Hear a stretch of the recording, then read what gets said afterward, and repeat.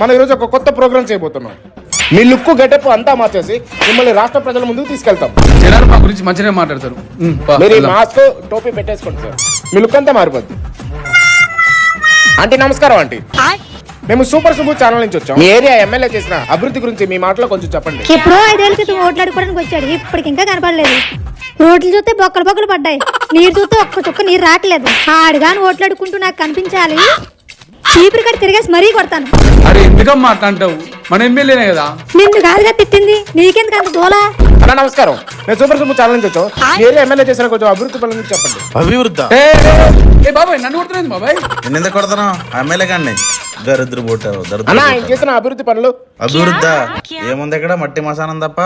ఆ యదవ వల్ల వలసలు వెళ్ళిపోతున్నారు, ఆ యదవ వల్ల జాబులు లేకుండా పోయినాయి, ఆ యదవ కనీసం రోడ్లు కూడా వేయించలేకపోయాడు.